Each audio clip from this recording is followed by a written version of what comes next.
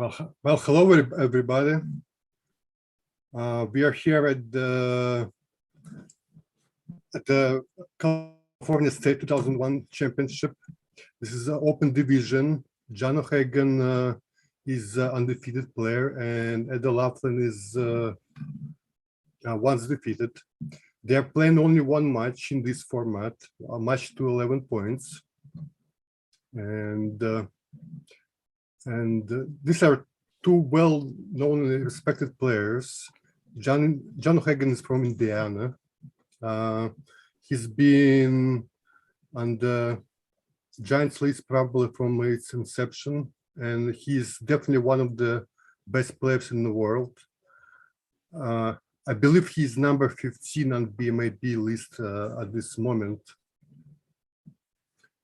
John plays low threes, and he has won many ABT tournaments, and I think he was a finalist in Monte Carlo World Championship in early 2000. I think it was like 2004, 2005 maybe. That sounds familiar. Another player is Ed Laughlin. Ed Laughlin is a very strong player from DC area. He has won many tournaments. He's a giant.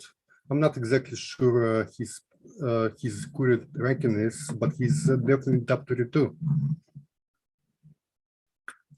And I guess let's have. Yeah, I'm here with Justin Nowell. How are you, Justin?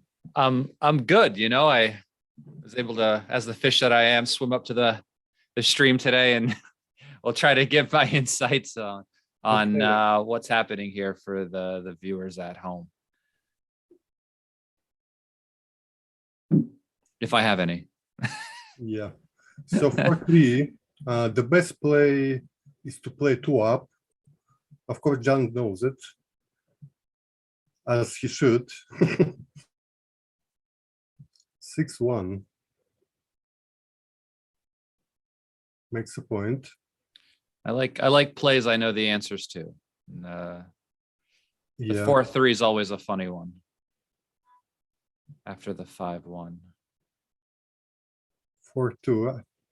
Okay. Nothing unusual here. So far it's pretty easy, yeah? Yeah, the only play that was interesting is the 4-3 2 up. Yeah, and what was the other option you would make? You would think about not make. What would be the other option? Yeah, who knows? I think two down is very close. I think it's two down. Isn't there some options where you like split and hit after some other sequences? You know? You do that after 4-1. 4-1, yeah, not 5-1, because of the other 9-point builders when you start doing some of those other ones. Well, here we go. I like playing down, actually. Yeah, I would prefer to play down because he's less likely to hit you off of his anchor with a 4. But here he's going to hit you with 1s, 2s, and 3s, but it's also looks like it could be beneficial now after that other sequence. So now we probably make a 9-point. He kind of wants to run out, but you know, you can duplicate 4s and run, but let's see. Oh, that's that with the 4 and the 5 down is an interesting option. I think I would likely just make the point, but the duplication is interesting. Yeah, I agree. Worth thinking about. But I think you know, safety a blood and making a point probably better. Yeah, you know, I think when you start to overthink positions, you start to do things that are wrong, just because you find duplication for the sake of duplication. But here you go, you would have been missed.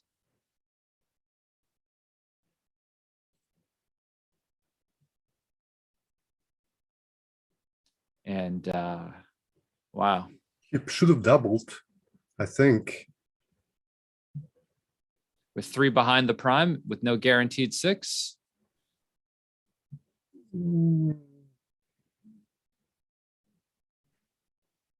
I'm not sure. Maybe you sound very convincing. That's the benefit of I'm able to sound convincing yet be totally wrong all at the same time. It's the strength of mine. But what I saw in that position is Black had a bunch of 3 points. Mm-hmm. So even though it's a 4 prime, his structure would likely collapse very quickly. Got a point. But I'm not, I'm not confident anyway. I think I'd cube now. Yeah, sure. But for black. Yeah. Oh, and he rolls on. So he hits a second checker and makes a point, right? It's not bad. Unless the guy rolls a 3, But why would he not double? You think he's thinking maybe it was too good, or he didn't see enough, or he thought the guy just had a 20-point anchor? I'm not familiar with the race here. I don't have the race up, which would be nice. Well, white has to be way behind. The 4 checkers back is just 100. 5 checkers back. One's on the roof. Yeah. Yeah, it's pretty big for the race there, having 5 guys back. This would be my play and hope he doesn't roll a 3. Yes, of course. 5, 6. Well, now it might actually be too good. Now I agree it was too good.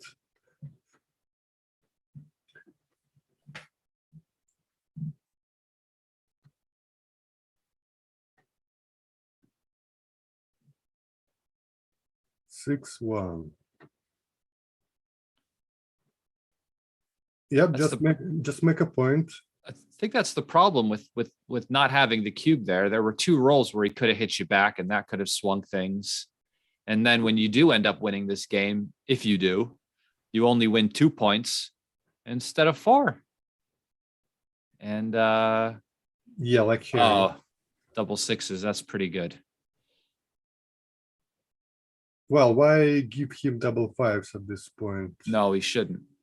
But I think he's looking at it. And when he sees it, he's going to put it back. Yeah, this is comfortable. You don't really want to make points here, but they're not difficult to clear. So why not, right?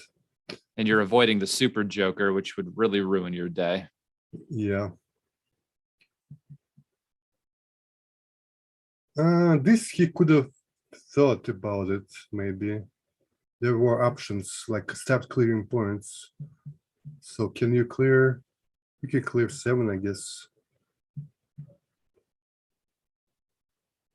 I would clear the 7 here. It brings 2 checkers inside, I don't have a strong opinion. I would have naturally just cleared the 7, but without much consideration for another option. Now, this is kind of funny. He's noticing that like double 6s and double 5s might leave a shot next roll, and he's trying to find a way to avoid it. Yeah, but I don't think you try to avoid it. I think you just bring him in. I think you have to. And if you roll it, you roll it. Yeah, the sooner you bring him in, the sooner you start taking them off. That's the goal of the game, right? This is true. This is very true. The only number he needs to avoid now is 6-5. Oh my goodness. Why do I have to say it out loud? I shouldn't. He slaps the clock like he hates it, obviously, but they don't always roll it. My opponents always roll it, but John O'Hagan's luckier than me. No, wait, who's on which side? John is at the bottom. John is at the bottom. Okay, just like in the picture. I think he heard me say his name. He looked at the camera real quick, even though I'm in New York and they're in California. Just trying to get off the BG now. Mm-hmm. No problem there.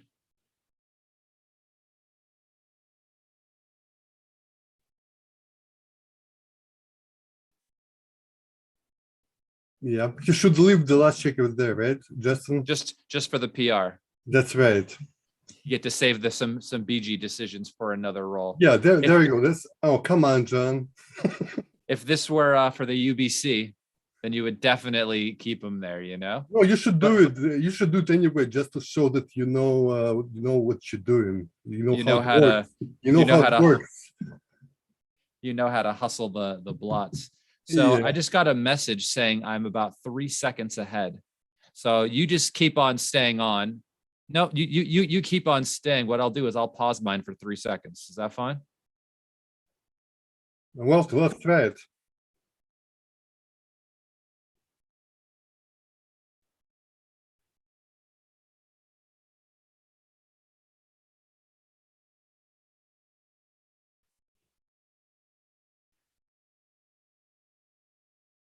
Yeah, I did. Yes. Yeah. 2-2. 3-1. 3-1. I just saw 3-1. The You saw it correct play- before me. Yeah.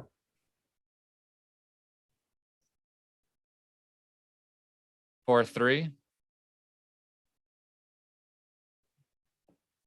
So can the watchers hear us right now?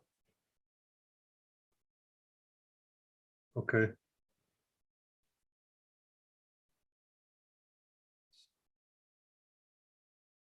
Huh.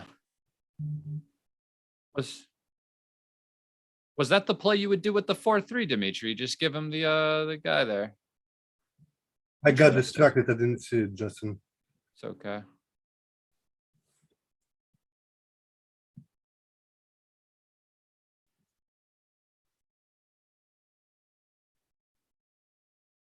I would just slot the bar. I'm not trying to break my 11 point here.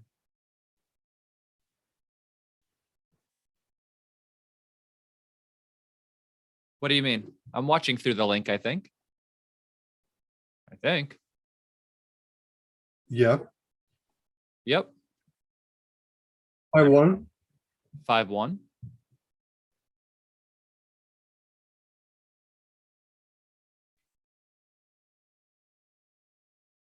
Yeah, and you want us to do this for an hour and a half?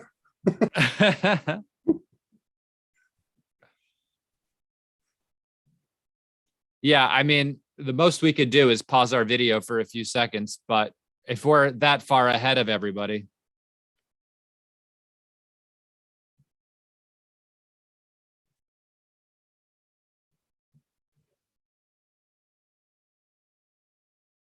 Okay.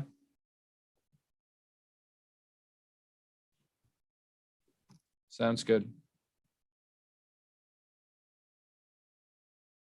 Hey guys, we're having a problem here. It's not synchronized. Some synchronized, so we're gonna try to solve it real quick. Stay tuned. Don't walk away. So he's gonna send us another link, yeah? Oh, well, there you go. How about I open that?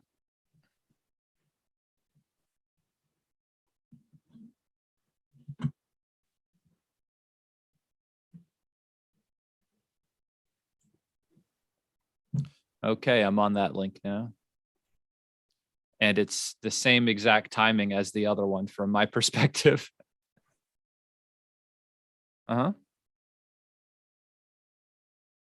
I see 5-2 on the board. 5-2 has been on the board for about 6 seconds for me.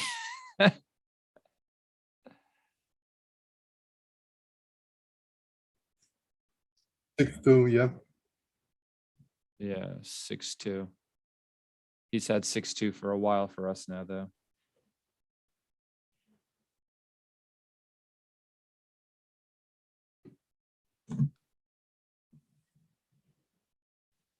You want to try to time our pause, Dmitry? Well, how long do we need to pause? For 3 seconds? We'll try 3 together, but we'll pause at the same time on a countdown. You know, we'll go 3, 2, 1, pause, and then we'll try that. You want to try that? Let's try that. All right, 3, 2, 1, pause. 1, 2, 3, unpause. Okay, we'll see how it goes. Double ones. Okay, good. So we're a little better on the synchronization now. Well, we might not be totally correct, but this is the best we're going to get at the moment. Back to the backgammon. So here Ed probably should count the race, and if he's well ahead enough in the race, then I don't think he's ahead at all, though, does it? I mean, my eyeball test okay. has me thinking he's not ahead. Yeah, I'm not good at this. Neither am I. Everyone thinks they are, though, myself included. And then I do the real count and realize Well, Black's ahead by 800. Yeah. But I don't think he's going to like it. Okay. 40, what is it? 84, 85, 86 for white. And something like that.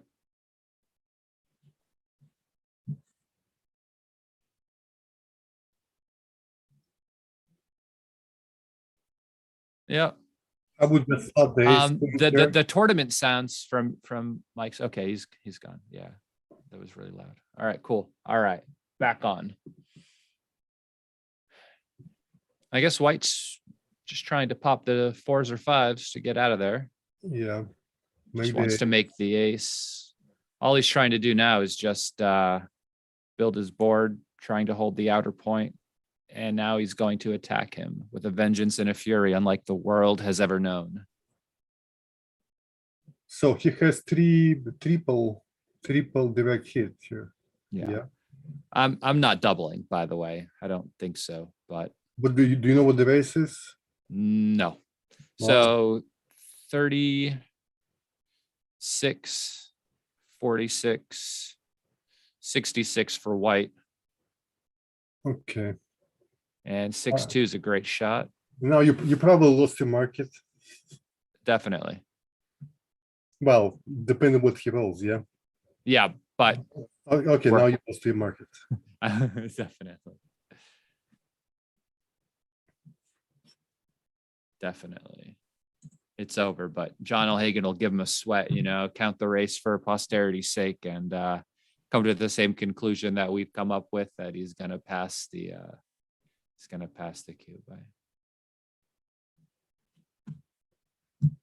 I mean, generally in those spots, you do wait till he's hopped off his anchor, then just give him the cube. Yeah. But I wasn't sure of the race in this spot. 4 and the 5 are open.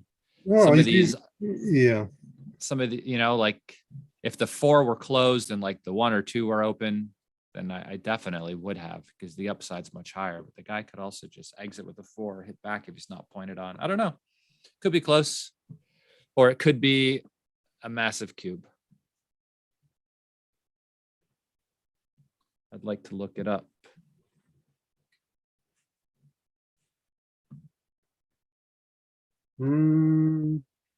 Is that right? I'm not sure. I'm not sure about this one. It's not after 3-1. After 4-2.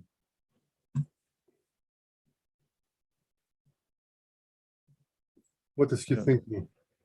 You make just make the ace, right? I'm not sure whose role this is. Oh, it's his role. Yeah, the baffle box throws me off sometimes. I forget whose side it's on. Yes, I would just make the 1 point, hoping for the fan. Okay, make this. The last one, you kind of don't want to play 13-11, I don't think. I don't want to step up and give him really good aces to back me either. But he could have played 8-6. 8-6. I think I would have chosen John's play, but 8-6 is also very natural. Okay, so yeah. Okay, important roll. Yep, he performs.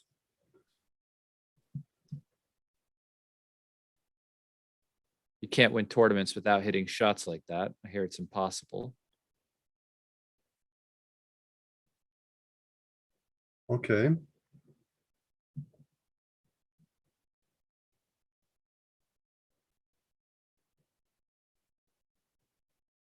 You just make the 11, right? You think about I thought this was interesting, the double 2s. He kept the 13 point and didn't make the 11. He left a... Yeah, I guess he wanted to put more pressure on that blood right there. Which it does. Yeah. It would. I'll tell you this much: it wouldn't be my play just because I hate 6-4. But his play has a merit.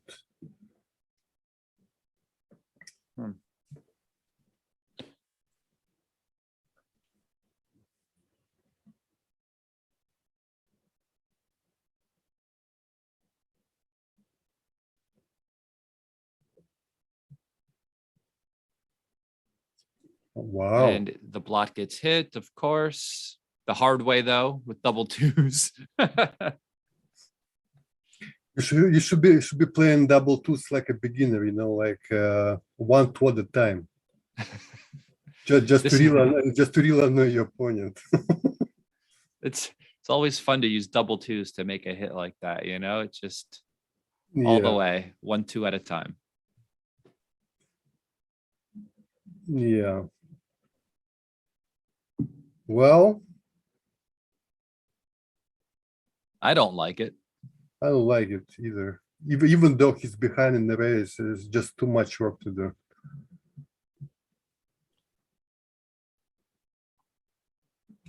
Okay.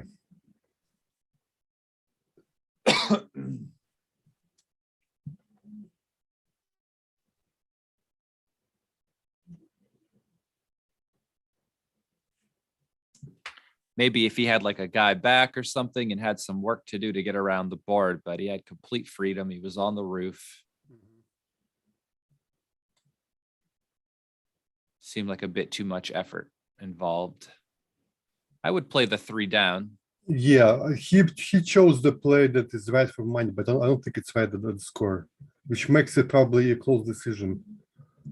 So it's okay. Even for money, I would still play down, but it's technically wrong, Dmitry, to do that. Yeah, because you just get hit usually on the 5 point, and then you can't use your builder.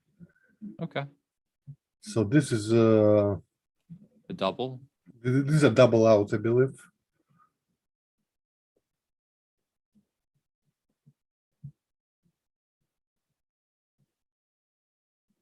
He also believes it. Next game, please. John O'Hagan on the scoreboard finally.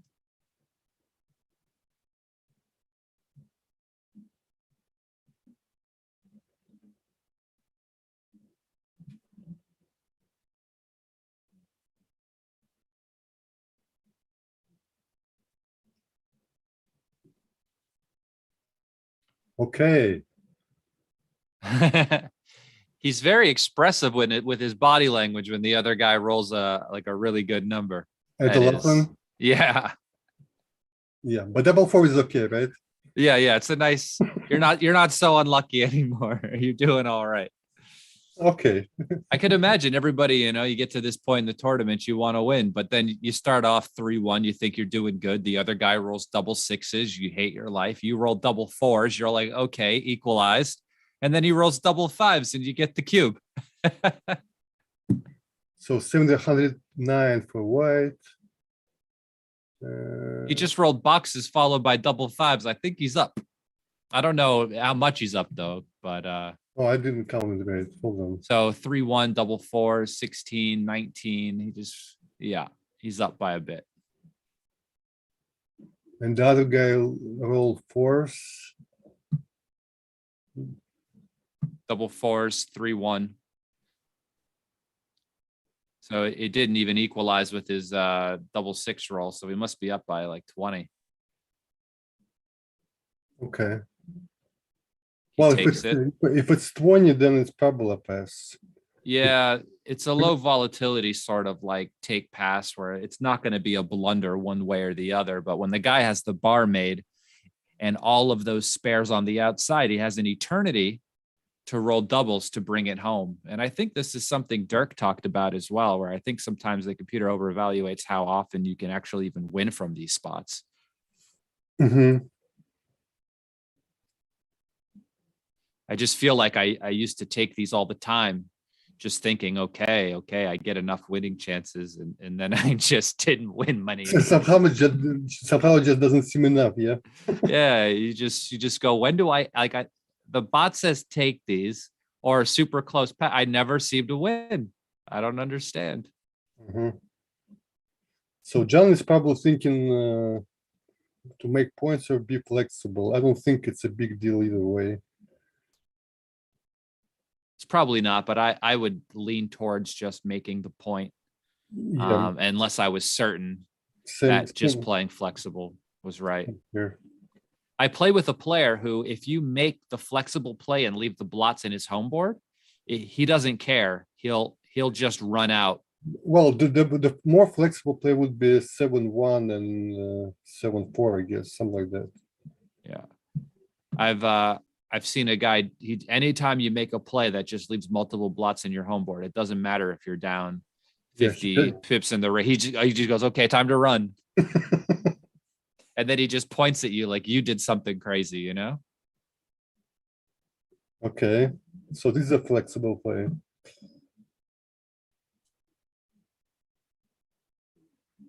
Well, you can make a deuce here and bring down a 5, I guess. So in order for John to play like this, though, he must be up a mile, right? Because well, right, and yeah. and he knows it. He's up a mile and he knows it. Because if he's not up a mile, I don't play this flexible. If I'm Right, up just like a quarter of a mile, I'm probably going to make points. If I'm up like a whole mile, 2 miles, then I'll play wide open and just try to stay flexible. What is a mile in pips terms? 5,280, apparently, essentially. Or is that's feet in a mile, not pips in a mile? How many pips are in a mile? I say 20 is a mile. What do you think? 20. I say within double sixes generally. If you're above a double sixes away, I'll start doing crazy stuff. But I also think about that with the bar point being made in these holding games. If I'm like within double sixes, okay, like I'll take, it's probably like more like 20, 21 around there. But if I'm within double sixes, I'll take. If the guy's got more than double sixes where I'm not even ahead if I roll that number, then I generally pass those if he has the 7 and 8 made with really good flexibility, you know? Yeah.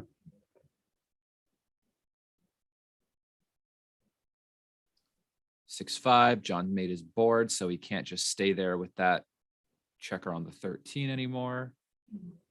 5-1. I'm not sure how to play this, but John probably knows better. Is it too much risk? I never leave shots in these positions until I have to. Until I start like having to clear the 8 like this. Well, do you have here? Do you have to leave a shot here? I would, yes. Okay, so this is the point when you have to. I agree that you have to do it here. I would do it here. I wouldn't have done it before, but I would do it here, just because you're not guaranteed to roll any better number next time. And at least there's a blot in his board. You've got those chances that even if he does hit you, you could roll the ace back. Mm-hmm.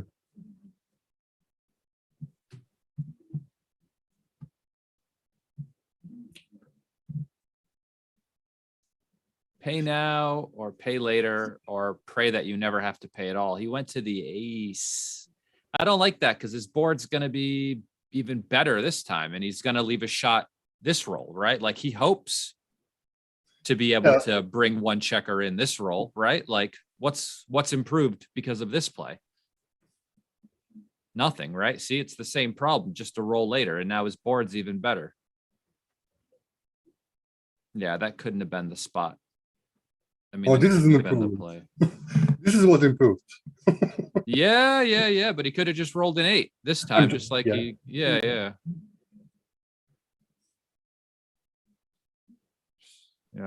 Okay. Oh, there's the 5-3, a day late. We know because he threw it over there. Now I roll the 8, he says.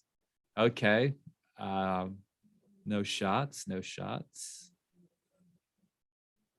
3-1, not fast enough. Okay, he's looking for some of these funny numbers that include, yep, that's one of them. Okay. 5-4, nothing. Gotta just run.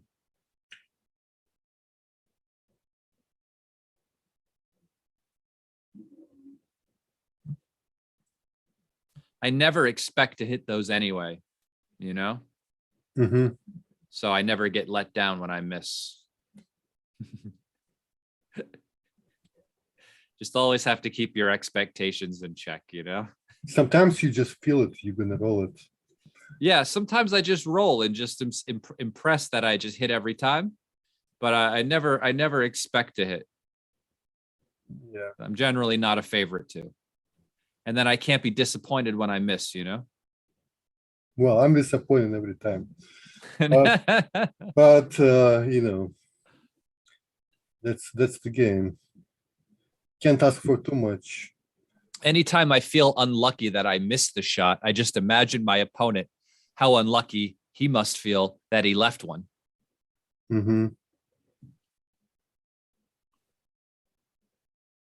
It's a good way to think. I never think about my opponent. Yeah. Imagine how unlucky the other guy feels. Yeah, like totally selfish. That he had to leave a shot to begin with, you know?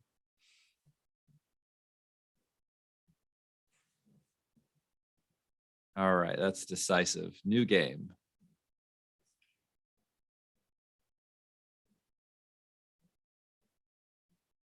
And a break. And a break.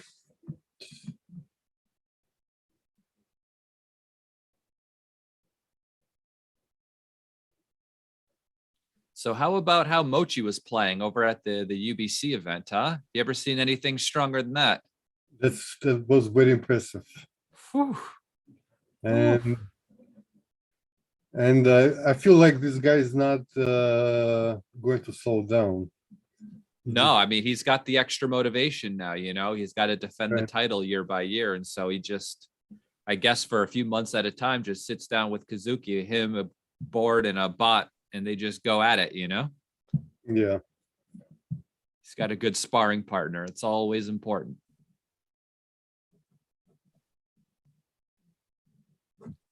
Me, I play with a bunch of fish, so there's no need to get any better, you know? Kidding. Yes.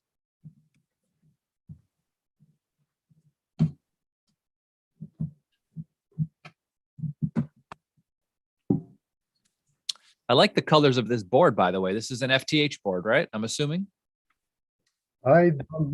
Yeah. I've got one, an FTH board. I like these colors.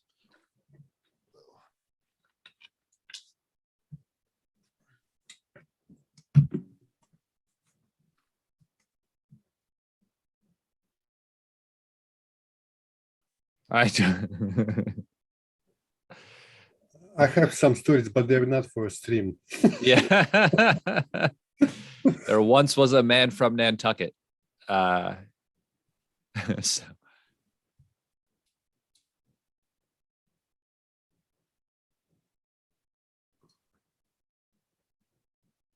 Wow. They're on break. I'm on break too. I'll be back in a moment. Okay.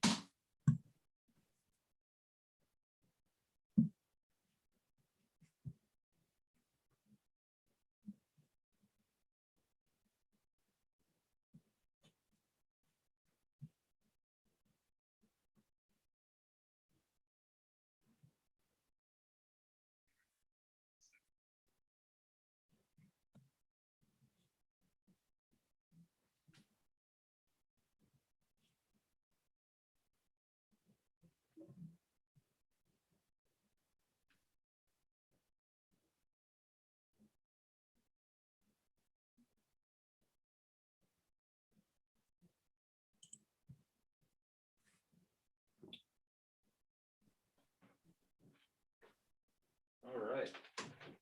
Okay. 3-1s. 5-1. Okay, he should definitely split, so he doesn't get primed. Double threes. I think the best play is just to make the 7. Makes 7. makes a nice blocking structure. All right, I'm gonna go to the trusty XG Mobile. That plays almost as good as my left shoe.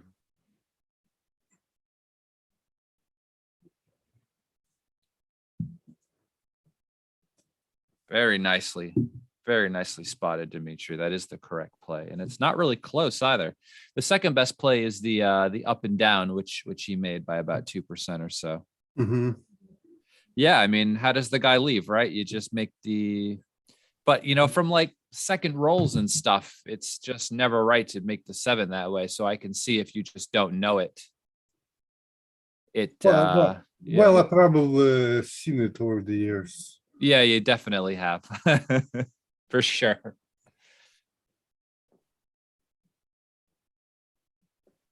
Well, so what are you doing here? Are you just lifting it? Or are you hopping off the anchor? I'm just lifting. I think anchor is a nice asset, and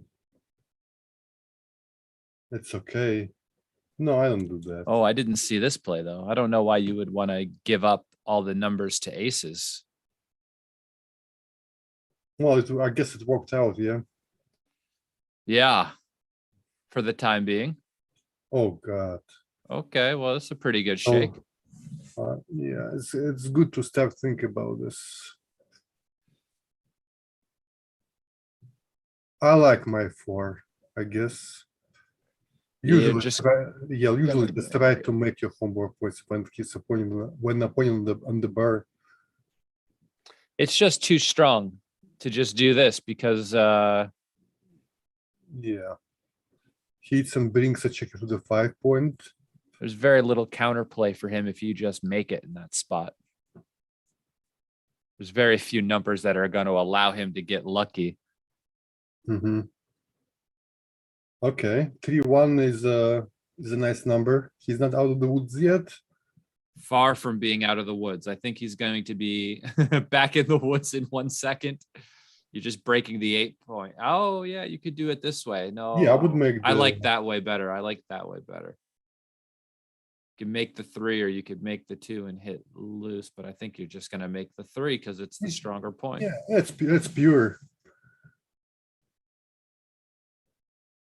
You know, you get to blitz and prime at the same time, right? Like how is that wrong, you know?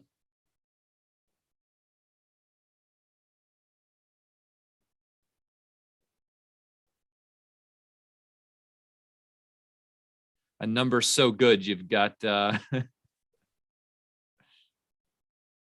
well, if you know the guy's going to roll 2-5. So now what?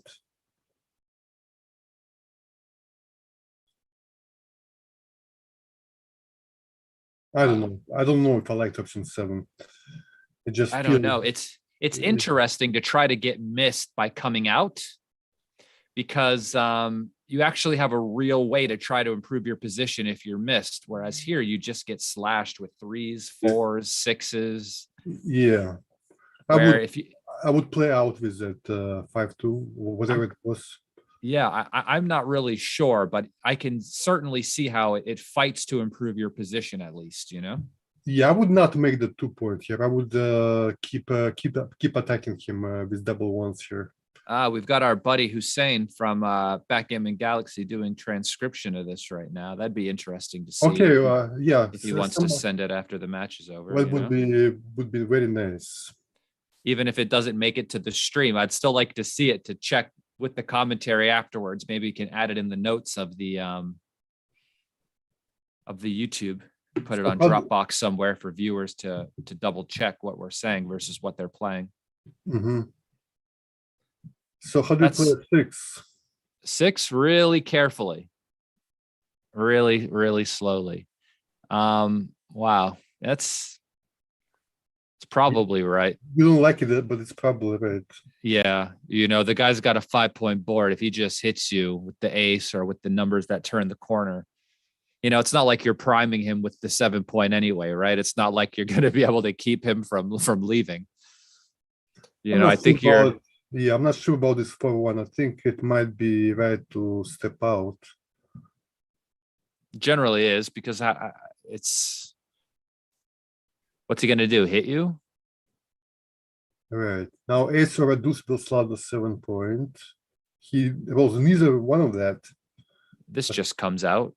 So comes out all the way from the 21.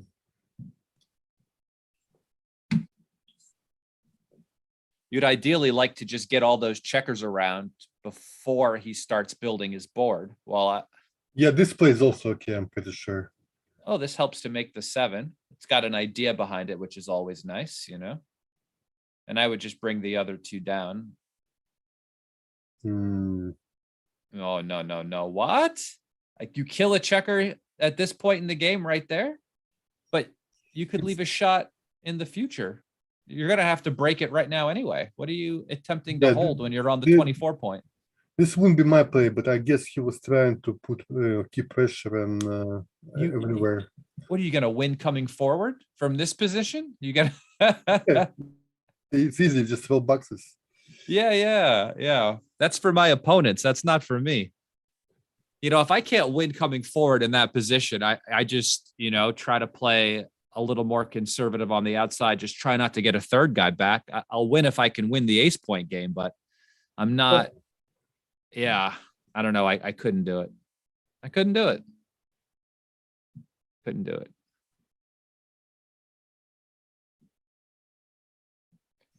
I mean, it looks like it could work, though. I mean, to some extent, he's concerned about the guys on the 20 point.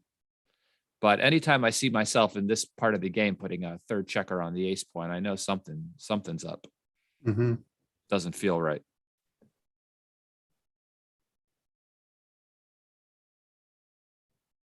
Okay.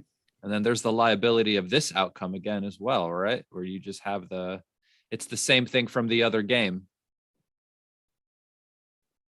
In that holding game where he did the same thing. And then like a roll or 2 later, he had to break it anyway, but the liability stays there, right? Right. And I think his board ends up being worse off now for it. But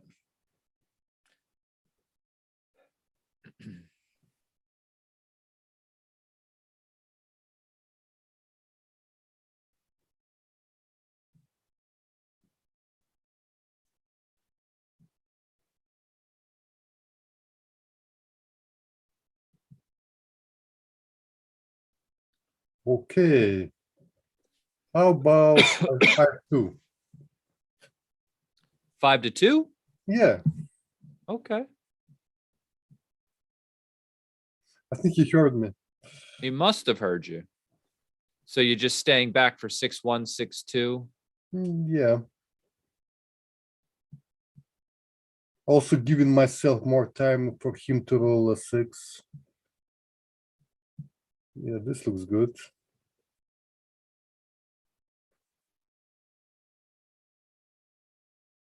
John's lucky though. He's not going to roll a 6 Unless it comes with a friend. right. Well, it's a shot. 5-5. That's a shot. He can't believe it. He's making sure it goes to the place he thinks it does. He looks up at John. John goes, "Yes, it was there." Yeah, no 2 matter men how long, off. no matter how long you think you'll still end up with the same play. Yeah, as you can leave all the shots you want as long as you're not hit. It's not really that bad. Now look how much closer you are to winning a gammon because of it, right? Mm-hmm. Okay, he needed him to no, Yeah, you just- don't Oh, pick no, that no. up. You just keep on going. running. Yeah. Oh, another shot. Lift it. Will he roll the ace? Only time will tell. Okay, that's a gammon saver. I just got an update from Hussein telling me that John is currently playing. I'm not sure after what game this is. Maybe it's current. He's playing a 1.94 to Ed playing a 2.99 at the moment. Okay. So not bad for a couple of guys. Yeah, not bad. Not bad.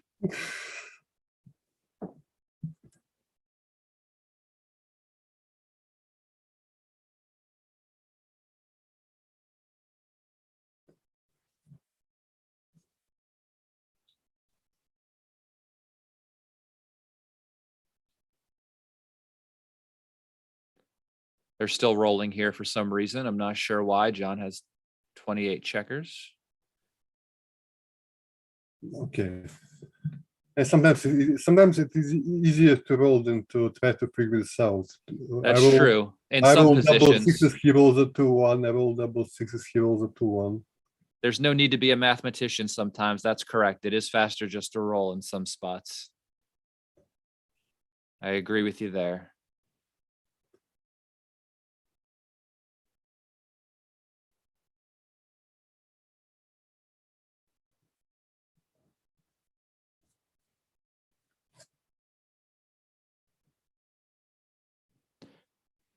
All right, 4-3. Is that Black's roll? Yeah, because of the higher black dice is his. Yes, 3-4. Good play at the score. Okay. Heats and splits.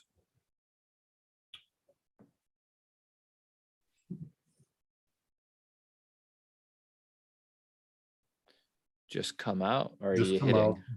out. I'm coming now, duplicating twos. I mean fours. The hit also duplicates the 2, though. Yeah, but Interesting. it's not. I saw a play one time where that was right. Yeah, that's the only reason why I mention it. I saw a friend of mine make it, and I went, "Wait, what the hell? What is that play? That doesn't look right." And then I looked it up, and it was, and I was like, "Wow, that's a pretty good spot there." But I don't think it's right here. I don't think he has enough checkers on the 8-point. I think he had a 4th one on the 8-point in the moment. But He's thinking about hitting. I don't think it's right. Yeah, you're not desperate yet, and you need to split, obviously. and you're outboarded. John is thinking about the cube.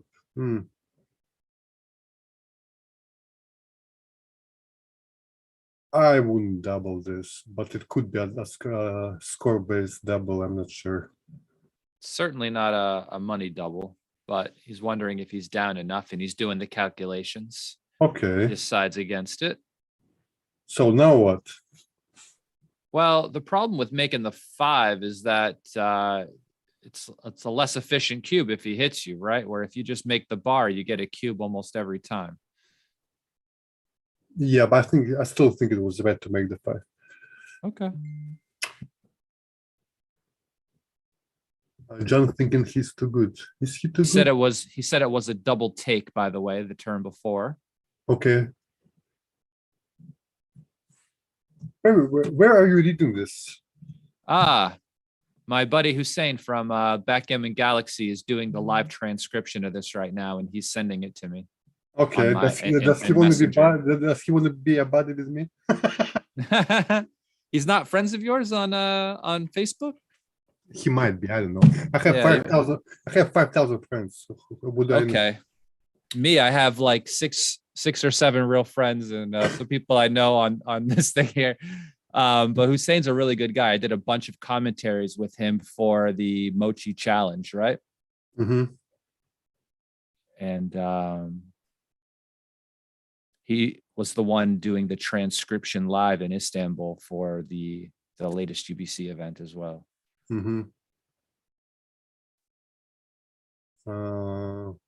Which, to keep up with them live, is what do you do here? pretty impressive. I would step up probably. Yeah. Playing down is obviously just the other play. Yeah, you don't need to. I don't think you need to play down because you already brought a checker down. So I would just step up, noting that Ed has stripped 8-point. Yeah, and if you think you're going to be hit back, playing with more blots in the outfield and giving more shots isn't generally the way to go. But it's interesting. Okay. Well, it's pretty good. It's a pretty good number. Pretty good number. Probably the best number. Okay. Okay. And the game is over. This is the worst number. Yes, for sure. It's also tied with 3 other numbers, but it's certainly the worst for sure.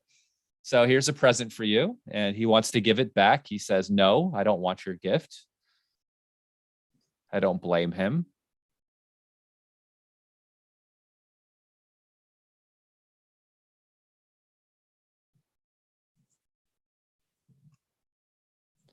For the viewers at home, remember it. There's a lot of 3-1s. He's opened with 3-1 like in 3 separate games so far, I've noticed.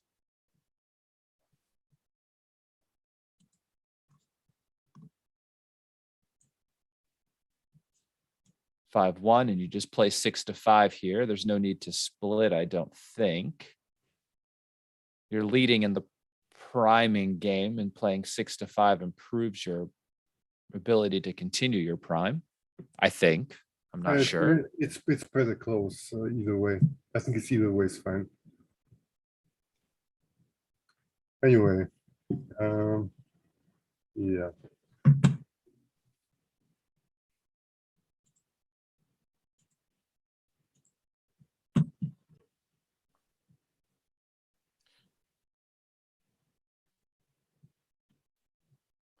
That last one was a good double pass. It's clear.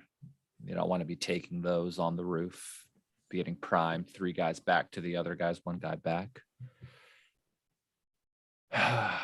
6-4 here. He's got the option to run or make the 2. I think the running play is probably correct. I think it's red because yeah. the 2 strips the 8 points, so it's not not something strong. And then you still have the problem of being stuck back even if after you hit them, right? And you're being primed. Yeah. After we made the 5 points, so it only seems thematic to get out of dodge. John was thinking about making a safe play and then cube, but I think this is right. Okay, 1 and 5. Does he get another gift here, Dmitry? Is this a cube? You think it's a cube? You giving him the gift? No guys back, 2 guys back, 5 point made. Yeah, I'm not sure it's a cube. Really? I don't know the race, but I'm assuming it's good for John here. Let me put this in mobile. Well, he thinks it's all right. That fills me with a little confidence. You know, I'm not even sure if Ed's taken this one. Yeah, I would cube here, but I'm not exactly sure if it's technically a cube. So it's a cube for money. So if he's down in the match, it's a cube for money. Are you sure? Yeah, according to mobile. Okay. Because he's up 17 pips, 1 guy back. I mean, no guys back versus 2 guys back. Have the 5 point made. And at the score, it's almost a pass according to mobile. Okay. It says it's a take by 2% according to mobile at the score. I'm not sure what the margin is. Hussein, what's the margin? I'm way off, I guess. And he passes. He's definitely a cube if the guy's going to pass for sure.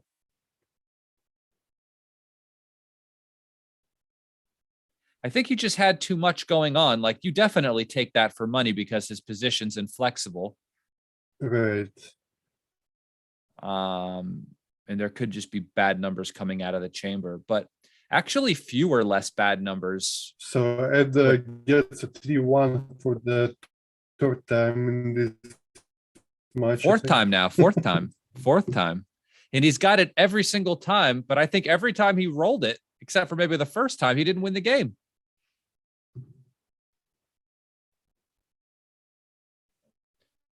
Okay. So he said he assessed it at a ++, and the last one was a pass. Okay, my connection. I'm losing connection again. But very, very small by 0.007.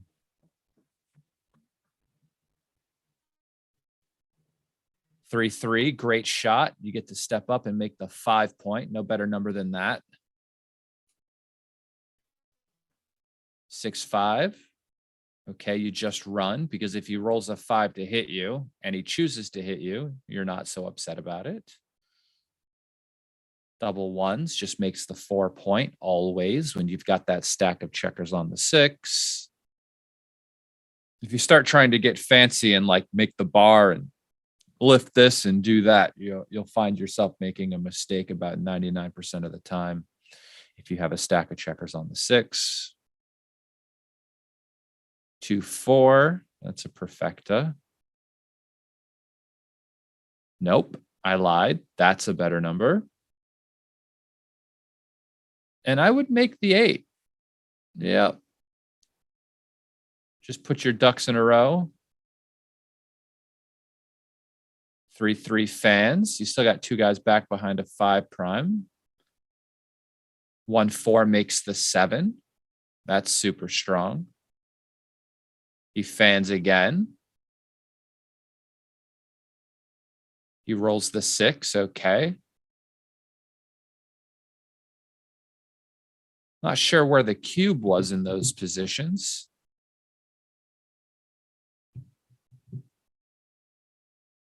Two 6 from the bar. He looks up to God. That's the only number that allows you to, makes you want to go to church.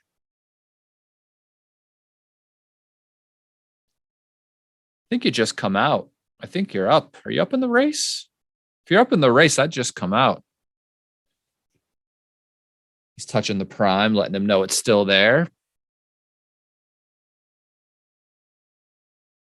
John's counting the race. He's doing what you're supposed to do in these spots. You play the force number and then you assess the position, you know. He's checking to see if he's up in the race or not. If he is, he's going to come out.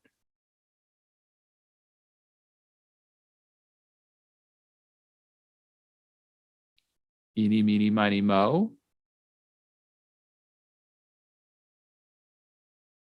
All the numbers point except for the ones that don't.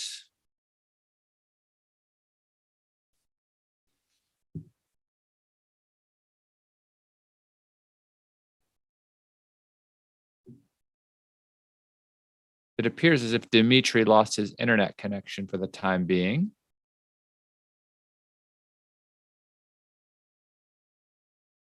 All right.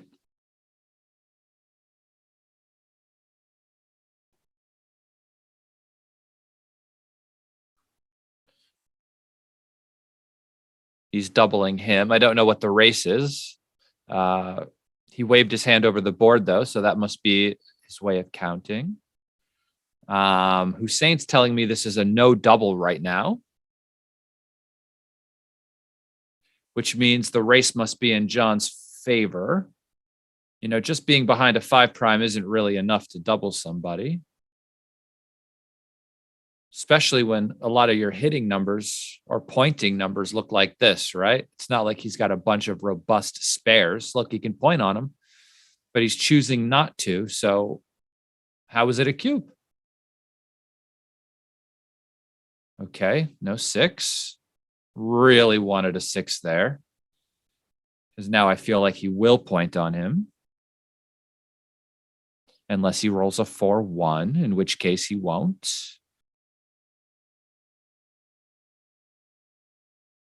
Okay, just go to the 5. What are you going to do? Hit loose? Not possible.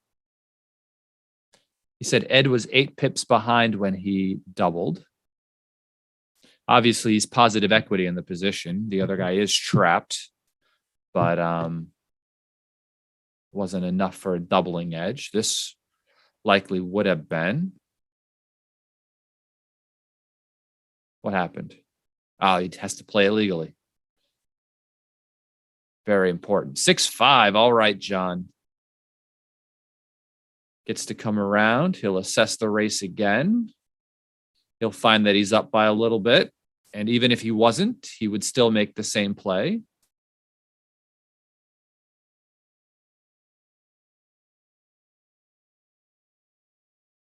He wanted this roll a minute ago. I would just cross over inside. 1, yeah, seems reasonable. 5-5 is more reasonable. You can't see Ed cursing right now because he's got the mask on, but I can tell you he's not pleased. There's something coming. I can see it. I would just play 2 down and then pass the cube. Oh, yeah. I mean, can't take long thinking about that if this is a pass. John's got 3 guys on the outside, 3 crossovers. The other guy's got 5 crossovers and longer ones at that. Hey, what's going on, Victor? Hey, Justin, how are you? Hi, Mike. Good. Now I can stop talking. It's perfect. There's someone who really knows what they're doing is here. Looks like a crucial moment of the match. Eh? Yeah, the redouble is in. You know, it's one of these things where you would just do the difference. You know what it is already for the race. Me, got to go into the tank a bit. What is the race? Did you count it? I just joined. 69, so 79 for white, it appears. 64, 74.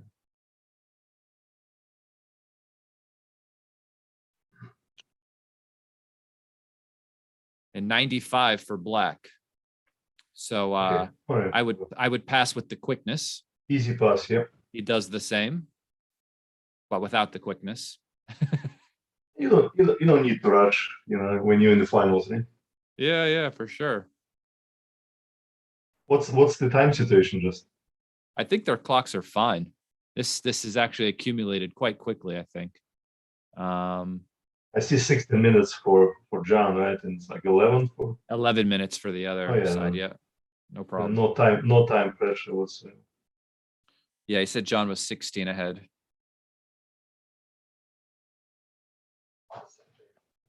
Actually, I'm on this desktop. I don't think I can adjust camera. I can adjust my face.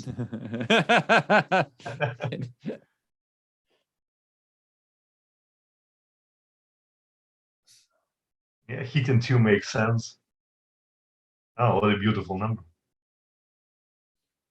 Double fours. So I paused mine for about 3 seconds when I was doing this with Dmitriy because we're ahead of the viewers by about 3 seconds.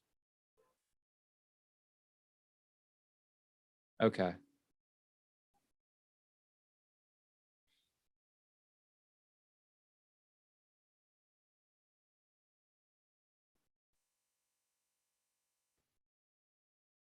Okay. Should I click on that as well, or?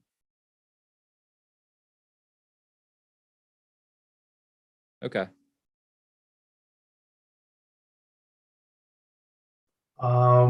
I'm looking for a. Yeah, I am in the Zoom. On the chat. Yeah, got it. So here I would make the 4. Okay, so now we are in sync with. Oh, I'm looking at the wrong side. Yeah. So right now I just saw 5-4. Yeah, me too. Okay, cool. And then 3-4 just happened. That makes sense, yeah. And I'm going to say it right as it comes out. 4-4. Did you see that before or after me? Yeah, I see double 4 as well. Perfect. I would not leave a blood too.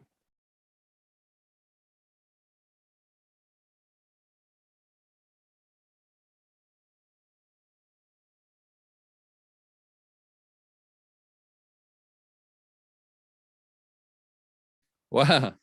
6-4, yeah, makes sense.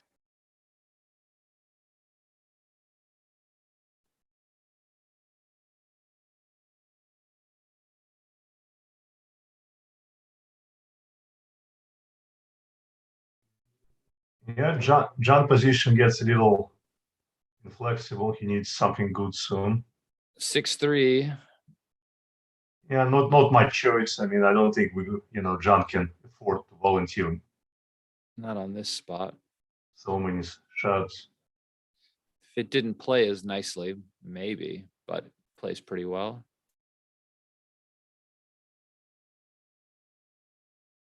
Yeah, John plays fast. I would consider jumping out with 5. I mean, of course, may not be the play, but I would at least look into that. Yeah, you have to go from 20 now. Not with 2, maybe just 1 to 13. Why give him 6-5?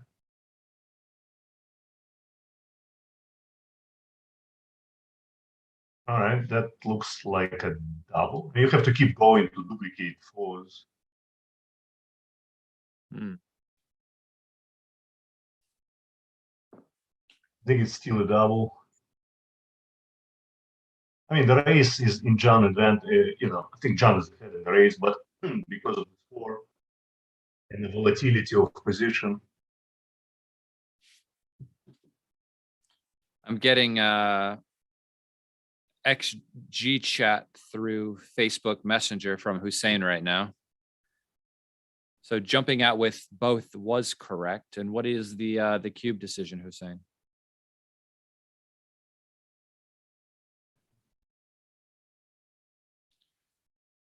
At the beginning of this game, John was playing a 2.1 and Ed was playing a 2.9. So they're both playing quite well. And what happened? He just rolled, yes? No, he didn't. Yeah, I don't think he cubed. What did he say? I would strongly consider cubing before the roll.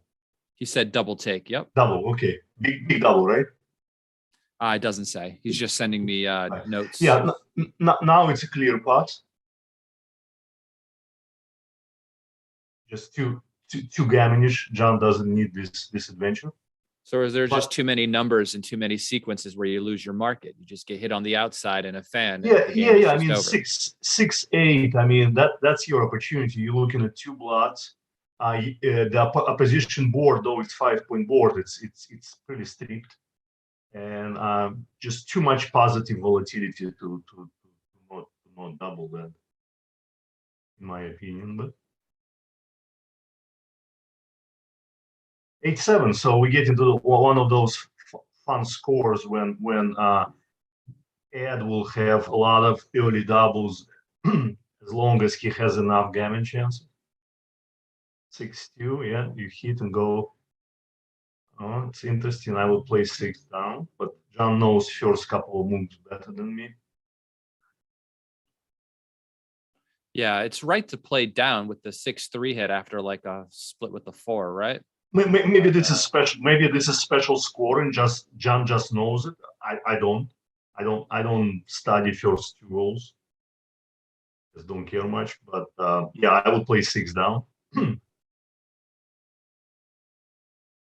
Oh, that's a good roll. Yeah, go to 20. You down. You up in the score. You don't want extra volatility, so you play for safety now. I mean, for John's side.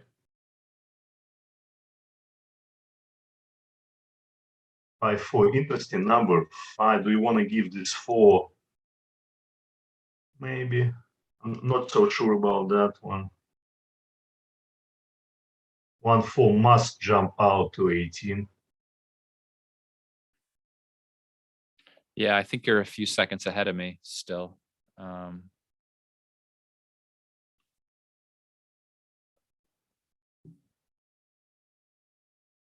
Okay.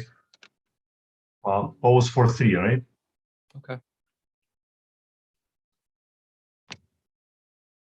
Okay, I'm still looking at 1-4. Do you see 1-4 as well? I still see the 1-4. Okay, me too. He hasn't made the play. I'm just saying I don't see the options outside, like going out to the 18, because Ed's position is pretty strict already. He needs to get out. He cannot afford to get closed. Yeah, he's got too many points on the outside, and so if you don't get your back checkers moving, then those checkers are going to start moving, and then you lose your structure. So this is option 2, but this is too risky what he did to go into the 20 and 22, because it's just too many numbers pointing on you. You much rather get hit outside on 18 than inside. I've heard that be referred to as like a distraction play, where if he's hitting you on the 18, what he's not doing is he's not making points on his inner board. Right.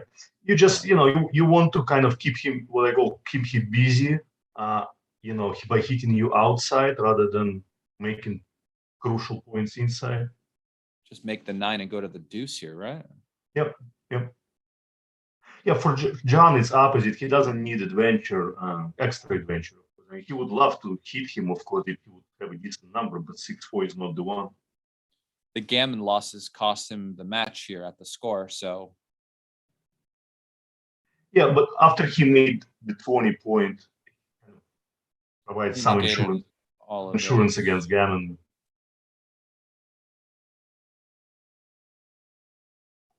Yeah, there's not much except for going to 20-9.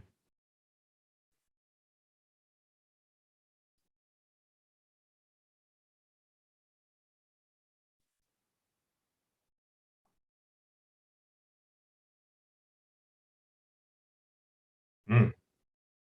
Yep. That's a joker. Strong.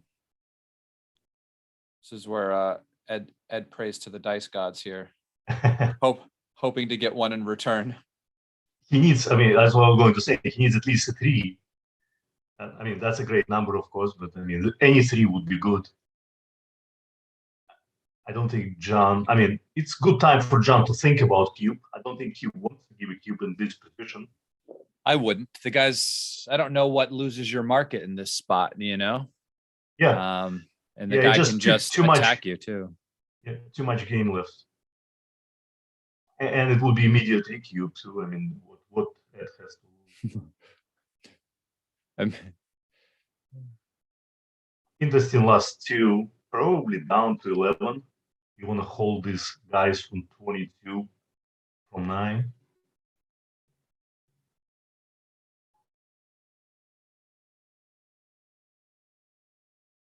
Having 13 points has its value too. I mean, you keeping the guy on 12 under check a little bit, but I think it's more important to keep guys on 22 primed. So I would play 2 down to 11.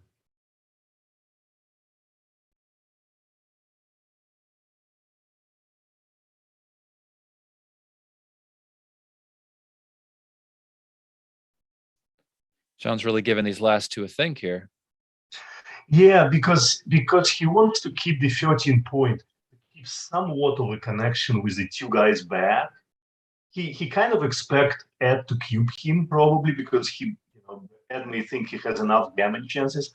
But we'll talk about cube next roll. But I think 2 down is just long term, is just more solid, and it keeps the 2 back guys more in check. I think he's thinking about those sequences where he does get pointed on, and by him having the midpoint, he gets to hit back with his aces too, you know? So I think that's why he's really thinking about it for some of those aces that hit back when he gets pointed on. Possible, yeah. Okay, so Ed thinking about double. I mean, from that score, you should think about double every roll. I mean, whether he has a double, I don't know. It's tough to give the cube with 2 checkers back and really no inside points made yet. Of course, he has some crushing numbers like all the small doubles. So that's Ed's style. He's very aggressive, but very easy decision for John. My guess is no double pick. Okay, this huge number. He looked up at the ceiling again. He knew it. He had to give thanks. Yeah, now of course Ed is in the driving seat. I mean, he has to keep blitzing. Oh yeah, another He's great a favorite to win the match. Yeah, because if he's winning this game, most likely he may win the gammon as well. But John keeps coming in. That's good news for him. All right, wow. switch for sure. You can't let him anchor. And then last 2 is interesting. Maybe 5 and 3, just to bring 2 more builders. Hussein said it was a very big no double by 0.259. Just because he had nothing yet. I mean, it was very, very hopeful. Works so far, though.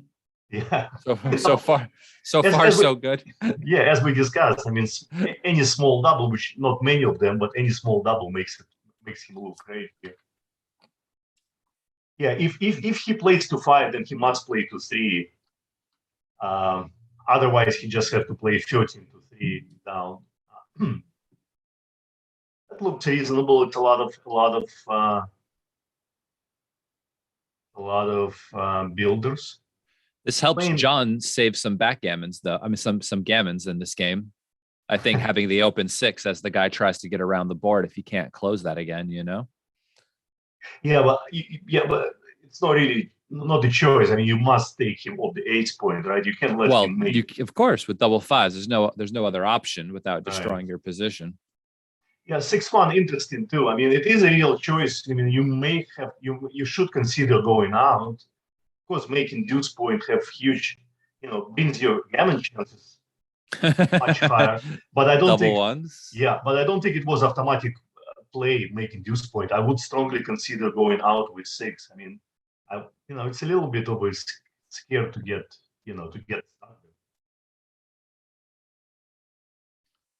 Yeah, double ace Well, is not. if he doesn't win this game, that's the reason why. Yeah, well, I mean, we're not trying to guess the number. Okay, that's great. 6. You come down. Maybe double 4 is an anti-joker here. That's why I'm not sure. Maybe keep going. Those, Good I call. mean, in this kind of position, I mean, often you have to. Oh, okay. Okay. I thought for Okay. a second that John rolled it. Yeah. Okay. Now Ed is big favorite to win the gammon and the tournament. He just he worries about double 5, double 6. He keep going with the same checker. That was the best no double I've ever seen. That was a good one. It worked out quite well. You mean by doubling, not doubling? Yeah, by doubling the no double, it won him the apparently. I mean, it's not over, right? He could roll the thing, but if he wants to avoid the double 6s, he could just go to the 4-point. I mean, the 3-point, but I don't know if it's necessary. But it is an interesting problem here. Actually, I wouldn't do that now. I'm looking more because double 5 leaves the shot. Thinking, what would I do actually? 5-2. Actually, you know what you could play the 5 in and split with the 2. Yeah. And then there is no bad numbers after. No, double 5s still would leave his shot. No, because the same guy from 10 would go off. Yeah. Exactly. No, you're right. Actually, it would leave a shot because he would have to take 2. He would have to take 2 off. Yeah. Yeah. then pretty much whatever he likes. Then Well, then in that you might as well just play 4-2 at the same time. Then who cares? Or bring this guy in. 8. Whatever, the 7-5. Yeah. Then only double 6. I think that's the choice. You either leave double 5s or double 6s. There's no way to really. No, but since you have to leave something, then just take a crossover, whatever.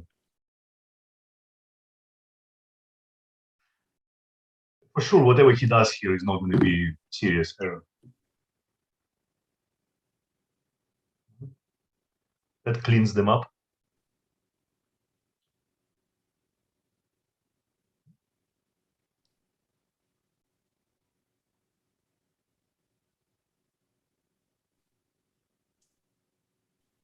Huh. Yeah. Still leaves a shot with 6-5. Doesn't roll it.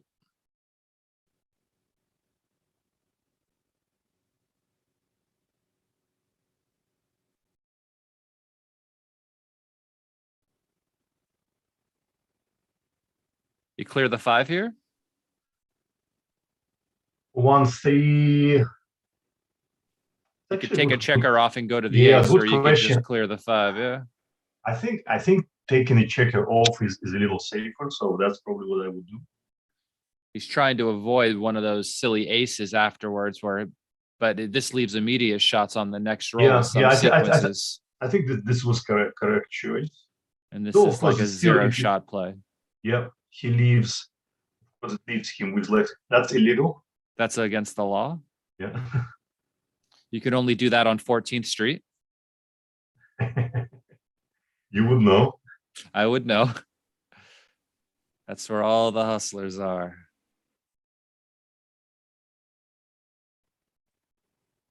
All right. He's trying to avoid 2 big numbers here. He's got 1 big, 1 little. He should just go to the ace point. No shots with anything. Although there is something to be said about, no, there isn't. You just win a gammon every time you're not hit. So just pretty much make the safer play and just go for the the win. No need to do anything silly, because if it happens, you're going to hate yourself for it.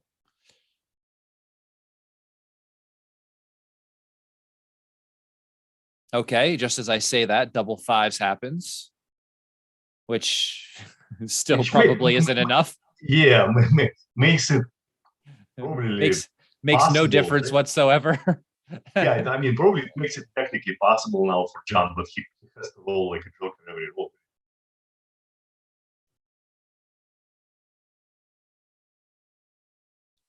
John needs 2 more dice to roll. Yeah, he had like 11 crossovers. Now he has Yeah. 9, now 7. Yeah. Okay, so okay. There you go. And we have Yeah. ourselves a champion. Very good. All right. Hey, You wanted to do that one, Victor? I'm not good with these. No, you'll do that. I trust your English, more than mine. Well, we've got a new champion, Ed O'Loughlin. This was the main event. It was the main event. This is of the open division.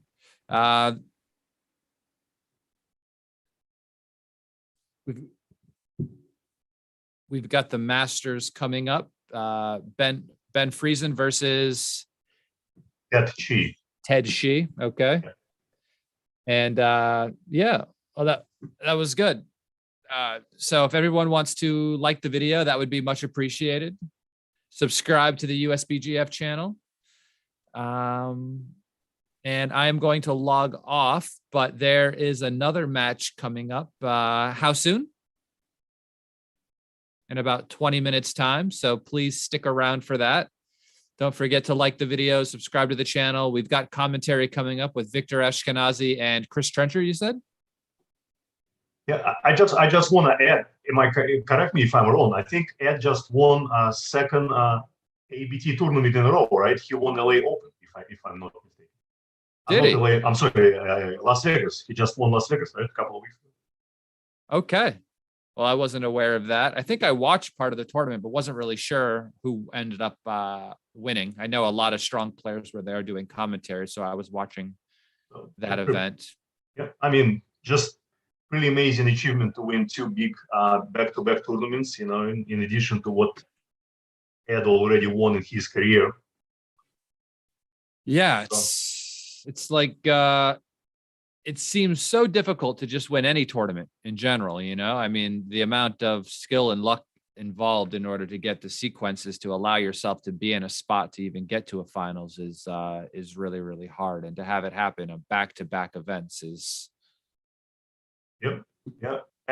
But nobody deserves it more than Ed.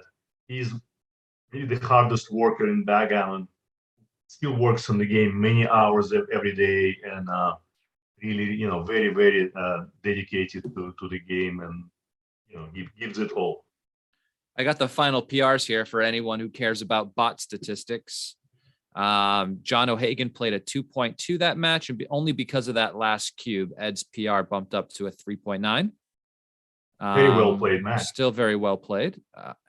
And I am going to sign off, and I look forward to watching the next match you do commentary. I think Chris is coming on with you, right?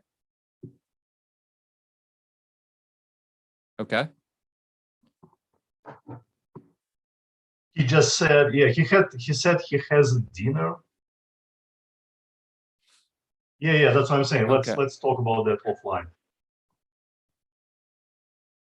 All right, Bye, goodbye, viewers. guys. I'll see you soon. In about 20 minutes, yeah? Yep.